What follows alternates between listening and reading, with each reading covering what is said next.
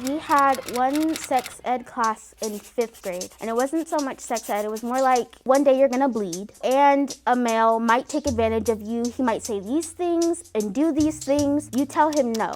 The education at the time was very like, abstain, or you get these diseases, or you get pregnant.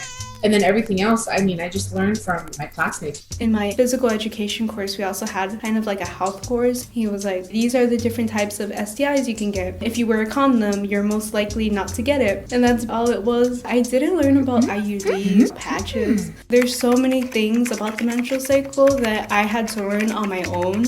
There's a teacher actually that randomly just tries to objectify women. The whole abortion thing, he was really against that. He made it really clear to the entire classroom. In that time, they separated us by boys and girls, and then they taught us about our menstrual cycle, and I'm not so sure what they taught the boys. We were sitting in the classroom, all of us girls were just staring around. Meanwhile, they let the boys outside for extra recess. So we're getting taught about consent and how we might be taken advantage of by men. They should also be in here having this conversation. I know there's that whole idea that like, oh, they're tiny, they shouldn't learn about that. But considering the fact that we were like 10 or 11, some guys were talking about watching pornography at that age. Wow. If you let boys just know that periods are blood, they don't understand it. If you don't have a conversation with boys, if you don't teach them, if you don't have girls in the room to explain, they think it's like when you open a faucet of water and that it's that nonstop. Women's voices are constantly being silenced about these issues. Women are taught to not talk about their problems and to keep them quiet because women are supposed to be like these perfect feminine beings meant to give birth to children.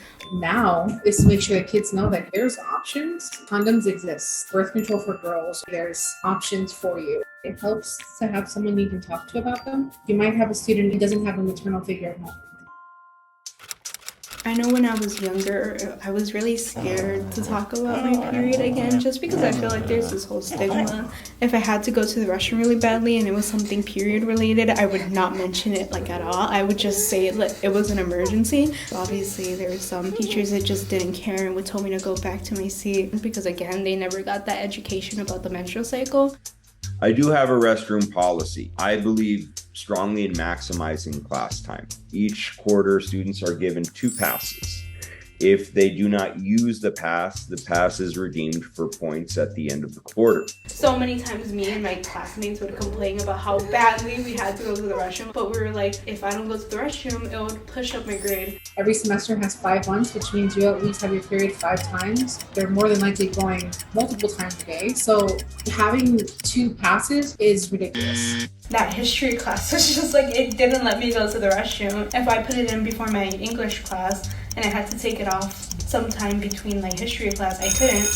I can understand why students might be hesitant to do this. I have always made an exception for female students that are dealing with female issues. Sometimes when I have to get a pad out of my backpack, I would do it super discreetly, slowly get my pad and like stick it into my sweater or like down my pants or something, just so no one would see it. And I remember even just sometimes wanting to ask my friends, oh, do you guys get really bad cramps? Like, how do you guys deal with it? But I remember being super embarrassed because, again, that whole idea that our periods and the problems with our periods should be kept to ourselves. So my male PE teacher basically told us that for the girls, you only get 2 days, and on those 2 days off, you're supposed to do the workout that's meant to be as a punishment, which makes no sense because your period is out of your control. One of my students said something like, so-and-so, he's super sweet. I told him the other day that I think my period leaked through, so he took off his hoodie and he gave it to me so she could like wrap it around her waist. That comes from having students hear about others' experiences.